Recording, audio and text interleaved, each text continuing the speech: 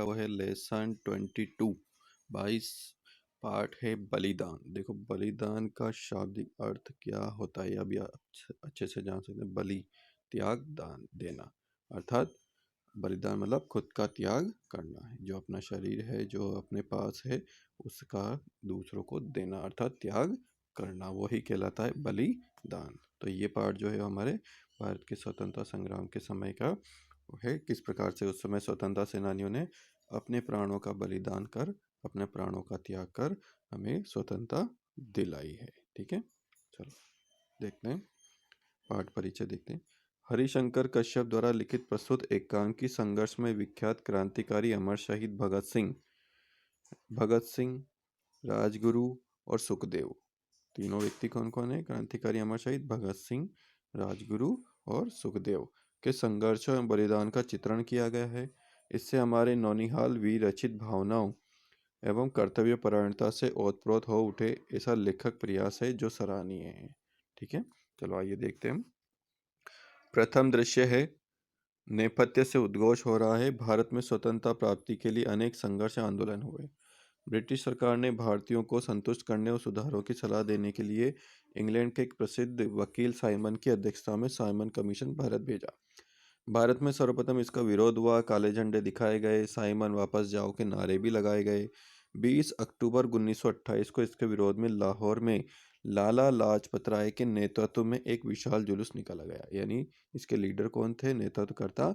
वो लाला लाजपत राय थे। कहाँ पर? लाहौर में। अंग्रेज पुलिस अधिकारी सैंडर्स ने लालाजी पर खूब लाठियां बरसाई। परिणाम स्वरूप उनको सख्त चोटें आई और लालाजी ने साय एक विराट सभा में कहा, मेरे ऊपर की गई एक एक चोट ब्रिटिश साम्राज्य के कफन के लिए एक कील सिद्ध होगी। ध्यान रखना। दिनांक 17 नवंबर 1928 को लाला लाजपत राय जी की मृत्यु हो गई, क्योंकि उन्हें जो बहुत ज़्यादा चोटें लगी थी और वो लाठी प्रहार से वो बहुत भयंकर घायल हो गए थे, और उसी के व्यवहार से उनकी मृत्यु कब हो गई थी? 17 नवंबर 1928 को उनकी मृत्यु हो चुकी थी। कब हुई थी उनकी मृत्यु? 17 नवंबर 1928, जबकि जो है वो घायल तो 20 अक्टूबर को ही हो चुके थे। ठीक है, तो वो इस दुख को नहीं सहन कर सके और 17-20 अक्टूबर जो घायल हुए और 17 नवंबर 1928 को मृत्यु को प्राप्त हो गई। इस घटना को राष्ट्रीय अपमान की संज्ञा दी गई। चित्तरंजन दास की पत्नी बसंती देवी ने कहा, जिन हिंसक हाथों ने वृद्ध, आदरणीय और 30 करोड़ नर नारियों के लिए प्रिय लालाजी को स्पर्श करने का दुस्साहस किया है, उस अपमान से मैं कांपने लगती हूँ। क्या देश का यौवन आज जीवित नहीं है? देश का यौवन मतलब आज देश के युवा जीवित नहीं है जो उनकी मौत का बदला ले सके, उनकी मौत का जो भी हानि हुई है उसका जो है उनका बदला ले सके। ठीक है, प्रतिशोध ले सके। मैं भारत भूमि की एक साधारण अबला हूँ। मैं इस प्रश्न का उत्तर चाहती हूँ। तरुण समाज यानी युवा समाज आगे आकर उत्तर दे। इसे सुनकर नौजवानों का खून खोलने लगा। अर्थात कि नौजवानों के लिए बात कही गई थी, कैसा कैसे हो सकता है, बिल्कुल हम आगे आएंगे और इस अपमान का बदला लेने को आतुर हो उठे। सर्वत्र जागृति, उत्साह, क्रांति की आग सुलग उठी। उस समय हिंदुस्तान रिपब्लिकन आर्मी क्रांतिकारियों की संस्था थी, भला उसके सक्रिय सदस्य चुपके से बैठे रह सकते थे। स्थान है देखो, नगर से दूर एक विशाल प्राचीन हवेली का भीतरी कक्ष।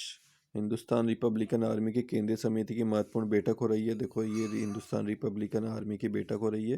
प्रसिद्ध क्रांतिकारी तरुण गुप्त मंत्रणा कर रहे हैं। ठीक है, प्रसिद्ध क्रांतिकारी तरुण का मतलब यहाँ नाम नहीं है, युवा, जितने भी युवा थे उस समय वो यहाँ बैठे हुए हैं। कमरे में मंद प्रकाशित, वातावरण गंभीर है और बाहर सशस्त्र पहरा भी दिया हुआ है। चंद्रशेखर आज़ाद कह रहे हैं, साथियों आज हम एक विशेष उद्देश्य से कुछ महत्वपूर्ण निर्णय लेने को यहाँ आए हैं। पिछले दिनों देश में घटी घटनाओं से हमारा मस्तक शर्म और अपमान से झुक गया है। क्या अब भी हम यूं ही शांत बैठे रहेंगे? जलियांवाला बाग नृशंस हत्याकांड हो चुका है। आदरणीय लालाजी की अमानवीय हत्या और पब्लिक सेफ्टी जैसे कानून को पास होते देखकर भी क्या हमारी रंगों का खून ठंडा ही पड़ा रहेगा? आज हमें सबका बदला लेना है। हमें ब्रिटिश साम्राज्यवादियों को अपने देश से निकाल बाहर करना है। बोलो आप सबकी क्या इच्छा है? ये कौन बोल रहा है? चंद्रशेखर आज़ाद जी बोल रहे हैं। मैं आपको यहाँ दिखा सकता हूँ। देखो चंद्रशेखर आज़ाद जी जो यहाँ पर देखो हाथ के इशारे से बोल रहे हैं कि हमें जो है अब चुप बैठने की जरूरत नहीं है, अब हम भी जो है आंदोलन में साथ कंधे से कंधा मिलाकर खड़े होंगे। ठीक है, चलो देखते हैं आगे। फिर भगत सिंह जी बोल रहे हैं, लाला जी की हत्या हमारा राष्ट्रीय अपमान है और हमें इस अपमान का शीघ्र बदला लेना चाहिए। सुखदेव जी बोलते हैं मेरे विचार से जो राष्ट्र अपमान सहन करता है वह मुर्दा है। सुखदेव जी क्या बोल रहे हैं? जो भी राष्ट्र का अपमान करता है वह सहन करता है वो क्या है? एक मुर्दे के समान है। राजगुरु बोलते हैं हमें सैंडर्स की हत्या कर लाला जी की मृत्यु का बदला चुकाना चाहिए, क्योंकि उस समय सैंडर्स ही थे जिन्होंने लाठीचार्ज करवाया था। जय गोपाल जी कहते हैं क्या हम नहीं देख रहे हैं ब्रिटिश सरकार नित्य नए काले कानून पास कर हमें आपस में खूनी शिकंजे में कसकर देश पर अत्याचार कर रही हैं। ठीक है, ये एक नाटक है जिसके माध्यम से हमें बताया जा रहा है। बट बोलते हैं क्या ब्रिटिश सरकार ने ट्रेड डिस्प्यूट बिल संसद में बलपूर्वक पास नहीं करा लिया? भगत सिंह बोलते हैं अब शीघ्र ही असेंबली में पब्लिक सेफ्टी बिल पर बहस होने जा रही है। अगर यह काला कानून पास हो गया तो हम पर भयंकर जुल्म किए जाएंगे। देखो कौन सा काला कानून? असेंबली में पब्लिक सेफ्टी बिल पर बहस होने जा रही है, पब्लिक सेफ्टी को लेकर के। चंद्रशेखर आजाद बोले आज हमें निर्णय लेना ही पड़ेगा, हमें क्या करना चाहिए, लेकिन ध्यान रखें हमारी बातों की जानकारी बाहर नहीं जानी चाहिए। इसके लिए चाहे हमें अपने प्राणों का ही बलिदान क्यों न देना पड़े, ठीक है, यानी हमें प्राण ही क्यों न गंवाने पड़े। सुखदेव बोलते हैं सैंडर्स को तत्काल मौत के घाट उतार देना चाहिए। जय गोपाल बोले पब्लिक सेफ्टी बिल पर बहस के दिन असेंबली में धमाका कर बाहरी बाहरी सरकार को अपनी आवाज़ सुनानी चाहिए। जय गोपाल जी क्या बोल रहे हैं कि पब्लिक सेफ्टी बिल पर बहस के समय हमें असेंबली में क्या करना चाहिए? धमाका करना चाहिए, जिससे सरकार जो बहरी है, जानबूझ के बहरी बनी हुई है, वो अपनी आवाज़ सुने। बटुकेश्वर दत्त बोलते हैं हमारा उद्देश्य निरपराध एवं निरीह लोगों की हत्या करना नहीं है। हम तो अत्याचारी विदेशी सरकार को समाप्त करना चाहते हैं। हम चाहते हैं हमारा देश ब्रिटिश साम्राज्य चंगुल से मुक्त हो जाए। चंद्रशेखर बोलते हैं तो फिर हम सभी आज यहाँ अपने अपने कार्य निश्चित करें। हमें अपने कर्तव्य से सिद्ध करना होगा कि हमारी रगों का रक्त अभी जमा नहीं है और हम ब्रिटिश साम्राज्यवाद को भारत से उखाड़ फेंकने में पूरी तरह असमर्थ हैं, पूरी तरह से समर्थ हैं। मैं सैंडर्स का वध करूंगा। ये किसने बोला? चंद्रशेखर जी ने बोला। सुखदेव बोलते हैं मैं असेंबली में बम फेंकूंगा और वहीं खड़े खड़े स्वयं को गिरफ्तार करवाऊंगा ताकि अन्य किसी को नाहक दंड न दिया जा सके। मैं कोर्ट में अपना बयान स्वयं दूंगा कि मैंने ही बम गिराया है। राजगुरु बोलते हैं मेरे विचार से असेंबली में पर्चे भी फेंके जाए जिन पर लिखा हो बहरों को सुनाने के लिए बमों की आवश्यकता है। साथ ही यह भी ध्यान रखा जाए किसी मनुष्य को हानि ना पहुंचे, यानी हमें इस तरीके से काम करना है किसी भी जन की हानि ना हो। ठीक है, ये राजगुरु बोल रहे हैं। भगत सिंह बोलते हैं मुझे जो काम सौंपा जाएगा मैं उसे खुशी से पूरा करूंगा। मैं असे जयपुर जय गोपाल जी बोलते हैं मैं असेंबली में बम फेंकूंगा और वहीं खड़े खड़े गिरफ्तारी दूंगा। बटुकेश्वर दत्त ठीक है, हम में से कोई ऐसा नहीं है जो इन कामों को न कर सके, लेकिन हम अनुशासन में रहकर आज्ञा का पालन करेंगे। चंद्रशेखर आजाद बोलते हैं अच्छा तो सुनो, हमारा काम सैंडर्स को अविलंब ठिकाने लगाना है। अविलंब मतलब बिना रुके, बिना देरी किए। इसके बाद 8 अप्रैल 1919 को सरदार भगत सिंह और बटुकेश्वर दत्त असेंबली भवन में बम फेंकेंगे। कब? 8 अप्रैल 1919 को, और पर्चे डालेंगे। साथ ही वहीं अपने को गिरफ्तार कराएंगे और बाद में अदालत में अपना वक्तव्य देंगे। सभी के चेहरों पर संतोष दिखाई देता है। धीरे धीरे एक एक कर सब उठकर चले गए। कमरा खाली हो जाता है। देखो पटाक्षेप होता है, पर्दा गिरता है। अब द्वितीय दृश्य आता है। दूसरा दृश्य है दूसरी तरफ। क्रांतिकारियों ने अपने निर्धारित कार्यक्रम के अनुसार अंग्रेज पुलिस अधिकारी सैंडर्स की हत्या की। उसी के कार्यालय के सामने जब वह अपनी मोटरसाइकिल से बाहर जा रहा था, साइकिल 4:30 बजे गोली मारकर उनकी हत्या कर दी। किसकी? सैंडर्स की। ध्यान रखना कितनी बजे? शाम को 4:30 बजे। कब? जब वो मोटरसाइकिल से कार्यालय से बाहर जा रहा था। भगत सिंह तथा बटुकेश्वर दत्त असेंबली में बम फेंकने के बाद वहां पर गिरफ्तार कर लिए गए और बाद में उन पर अदालत में मुकदमा भी चला। ठीक है, स्थान देखो न्यायालय का कक्ष है। अब अदालत में उनको सामने पेश किया जाएगा। मजिस्ट्रेट कुर्सी पर बैठा है और देखो हम देख सकते हैं कि जो है मजिस्ट्रेट जो है वो तो कुर्सी पर बैठा हुआ है। भगत सिंह और बटुकेश्वर दत्त कटघरे में खड़े हैं। देखो भगत सिंह और बटुकेश्वर दत्त जो कटघरे में खड़े हुए हैं, ठीक है, क्योंकि इन दोनों ने जो है बम फेंका था। उनके हाथों में हथकड़ियां पड़ी है। सरकारी वकील, गवाह आदि सभी उपस्थित है। न्यायालय के बाहर अपार भीड़ लगी है ना, हम देख सकते हैं। देखो चलो आगे चलते हैं। मजिस्ट्रेट बोलते हैं भगत सिंह से आपने असेंबली भवन में बम क्यों फेंका, किस उद्देश्य से फेंका? भगत सिंह बोले हम संगीन जुर्म के अभियुक्तों की हैसियत से यहाँ अदालत में उपस्थित हैं। हम इस मौके पर अपने आचरण की सफाई देते हुए कबूल करते हैं कि हमने असेंबली में हॉल में बम फेंका। हम ये पूरे जोश से कहना चाहते हैं, हमें मानव जीवन के लिए बहुत आदर है और हम उसे बहुत अधिक पवित्र समझते हैं। दूसरों को चोट पहुंचाने की अपेक्षा हम स्वयं का बलिदान करने को तैयार हैं, इसलिए हमने बम फेंकने के बाद आत्मसमर्पण किया है। हम भागे बिल्कुल भी नहीं है। यानी वो कहना चाहते हैं कि हमने जो बम फेंका वो किस लिए फेंका, कि हम अपनी रक्षा करना जानते हैं, पर दूसरों को कभी भी हम हानि पहुंचाना नहीं चाहते हैं। मजिस्ट्रेट बोलते हैं बटुकेश्वर दत्त से, तुम क्या कहना चाहते हो? बटुकेश्वर दत्त बोलते हैं, हम ब्रिटिश साम्राज्यवाद को भारत में उचित नहीं समझते। हमने ट्रेड डिस्प्यूट बिल पर हुए वाद विवाद को सुना। हमारा दृढ़ विश्वास हो गया है कि अंग्रेज सरकार से किसी प्रकार की आशा करना व्यर्थ है। इस अपमानजनक निरंकुश कानून से हमारी भूखी असहाय जनता का और विशेषकर मजदूरों का शोषण ही होगा और वे अपनी आर्थिक दशा सुधारने के मौलिक अधिकारों से वंचित हो जाएंगे। इस बात को ध्यान में रख हमने यह आवश्यक समझा कि इंग्लैंड को उसके मीठे सपनों में से बमों द्वारा जगाया जाए। ठीक है। भगत सिंह बोलते हैं, मुझे अभी और कुछ कहना है, मुझे बोलने का अवसर दिया जाए। मजिस्टर बोलते हैं, कहो और क्या कहना चाहते हो?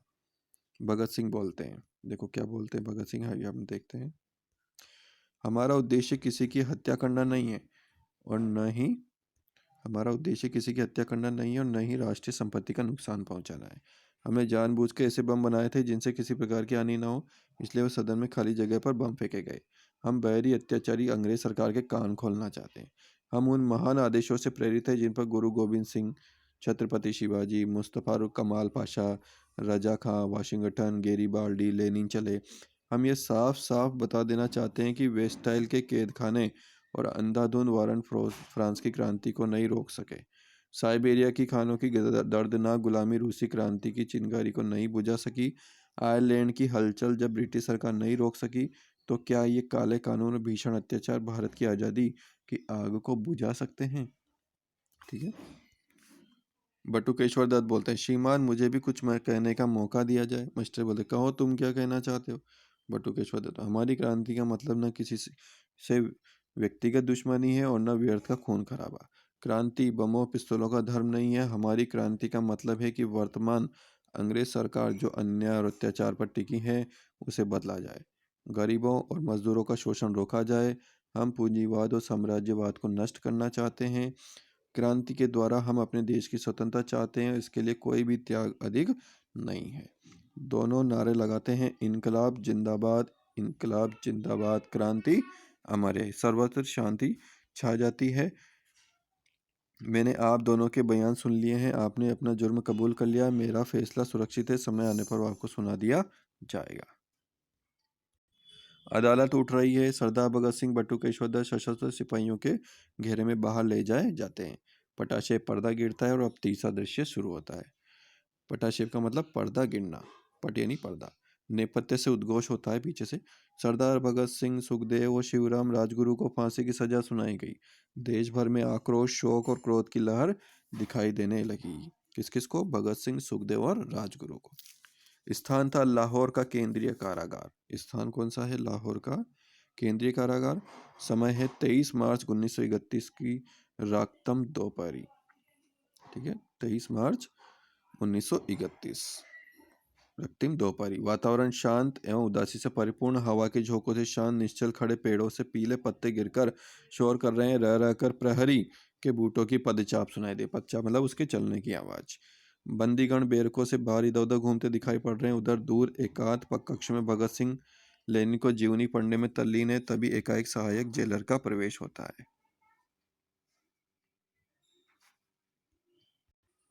सहायक जेलर बोलता है आदेश के स्वर में, सभी बंदी अपनी अपनी बेरकों में चले जाएं। असमय बंद हो जाने का आदेश सुन कैदियों में कौतूहल और आशंका जाग उठती है। जरूर आज कुछ अप्रत्याशित बात होने वाली, अप्रत्याशित जो जिसकी कोई आशा न की गई हो। सभी बंदी बेरकों में चले जाते हैं। लोह द्वारों में खटाकर ताले डाल दिए जाते हैं। हवलदार चतुर सिंह भगत सिंह की कोठरी के सम्मुख खड़ा होता है। चतुर सिंह बोलता है बड़ी विनम्रता से गंभीर स्वर में, बेटा आज मेरी एक बात मानोगे? भगत सिंह पढ़ते पढ़ते गर्दन उठाकर बुलंद आवाज में, जरूर मानूंगा बाबा, कहिए क्या आज्ञा है? चतुर सिंह बोलता है बड़े धीरज से समझाते हुए, बेटा अब तुम्हारा आखिरी समय समीप आ गया है, परमात्मा का नाम ले लो। जेब से गुटखा निकाल कर देता है। लो यह गुरुवाणी है, इसका पाठ करो, तुम्हारी आत्मा को शांति मिलेगी, है ना। भगत सिंह बोलते हैं टाका लगा दे बस। लेकिन बाबा, अब अगर अंतिम समय में मैं परमात्मा को याद करूंगा तो वह भी क्या सोचेगा, यही ना कि इसने कभी तो मुझे याद नहीं किया, और अब आज जब मौत सामने खड़ी है तो डर कर मुझे पुकार रहा है।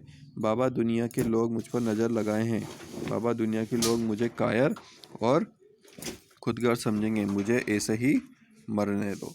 चतुर सिंह उदास हो जाता है। भगत सिंह पुस्तक में खो जाते हैं और तभी जेल सुपरिंटेंडेंट वहां आते हैं। सुपरिंटेंडेंट आदेश के स्वर में बोलते हैं, सरदार जी, फांसी का फरमान आ चुका है, आप तैयार हो जाइए।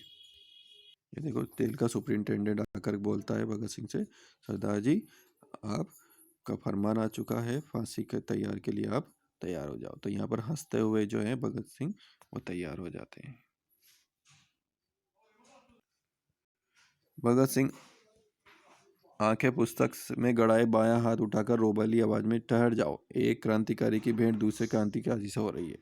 अधिकारी आश्चर्य से एक दूसरे का मुंह देखते, तभी कुछ क्षण बाद भगत सिंह पुस्तक उछाल कर एक और फेंक देते हैं और तनकर खड़े हो जाते हैं। अधिकारी बोलते, शांत, लोहार खोलते हुए विनयपूर्वक धीरे से, चलिए। भगत सिंह मस्ती में झूमते हुए छाती ताने बाहर निकलते हैं। भगत सिंह बोलते, देखिए, हमारे हाथों में हथकड़ी न लगाई जाए और हमारा चेहरा कंटोप से न ढका जाए। कंटोप होता है ना, जिससे पूरा चेहरा ढक दिया जाता है, वो नहीं ढका जाए। आगे अपनी अपनी कोठरियों के सामने खड़े राजगुरु सुखदेव को देखकर भगत सिंह लपक कर प्रसन्नता से एक दूसरे से लिपट जाते हैं। ठीक है, है ना, यानी राजगुरु, सुखदेव और भगत सिंह, ये तीनों आपस में गले मिलने लग जाते हैं। तीनों भारत माता की जय के जयकारे लगाते हैं, फिर एक दूसरे के गले में हाथ डाले गाते हुए आगे बढ़ते हैं। सरफरोशी की तमन्ना अब हमारे दिल में है, देखना है जोर कितना बाजुए कातिल में है, वक्त आने पर बता देंगे तुझे ए आसमां, हम अभी से क्या बताएं क्या हमारे दिल में है। उनके दिल में क्या है, भारत के प्रति असीम स्वतंत्रता की भावना। ठीक है, फिर चलो आगे चलते हैं। थोड़ी दूर पर फांसी का फाटक आ जाता है। वहां पहले से ही उपस्थित अंग्रेज मजिस्ट्रेट उन्हें देखकर चिल्ला पड़ता है। मजिस्ट्रेट व्याग्रता से, ओपन हैंडेड, इनके हाथ खोल दिए जाए। सुपरिंटेंडेंट, सर, इनकी अंतिम इच्छा यही थी। ओपन हैंडेड, हाथ खुले हुए इनके। तो सुपरिंटेंडेंट बोले, इनकी यही इच्छा थी। भगत सिंह गंभीर स्वर, मजिस्ट्रेट साहब, आप सचमुच भाग्यशाली हैं जो आज आप अपनी आंखों से आजादी के दीवाने भारतीय क्रांतिकारियों को हंसते हुए फांसी पर चढ़ते देखोगे। मजिस्ट्रेट यह सुनकर चकित तो निरुत्तर हो जाता है। तीनों आगे बढ़कर पहले लटकते फांसी के फंदों को चूमते हैं, फिर उन्हें स्वयं ही अपने अपने गले में पहन लेते हैं। भगत सिंह पास खड़े जल्लाद से बोलता है, आप मेहरबानी करके हमारे फंदों को ठीक कर दें। जल्लाद उनकी आज्ञा का पालन करता है, अधिकारियों के आदेश से नीचे उतरता है। उनकी आंखें सजल और गला रूंधा हुआ है ना। उनकी जल्लाद के भी जो है, उनकी आंखें सजल और गला रूंधा हुआ है। तीनों गुनगुनाते हुए बोलते हैं, दिल फिदा करते हैं, कुर्बान नजर करते हैं, पास जो भी कुछ है माता की नजर करते हैं। तभी फांसी की चरखी घूमती है, तख्त गिरता है, उनके कंठ से इनकलाब जिंदाबाद का स्वर सुनाई देता है। वातावरण में निस्तब्धता है, नेपथ्य से ये स्वर गुंजित हो उठते हैं, तेरा वैभव अमर रहे माँ, हम दिन चार रहे न रहे। दुखान संगीत के स्वर धीरे धीरे मंद हो जाते हैं और नाटक समाप्त हो जाता है। हरिशंकर परसाई जी ने बहुत ही अच्छा खूबसूरत नाटक लिखा।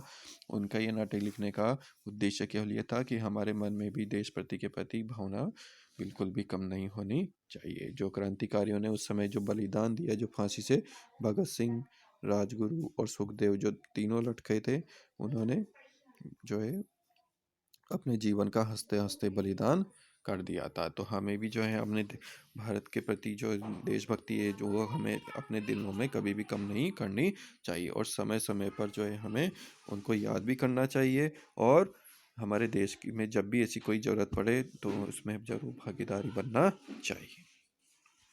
चलो, तो हम सभी को ये पाठ अच्छे से पढ़ना चाहिए। चलो, जय हिंद, जय भारत।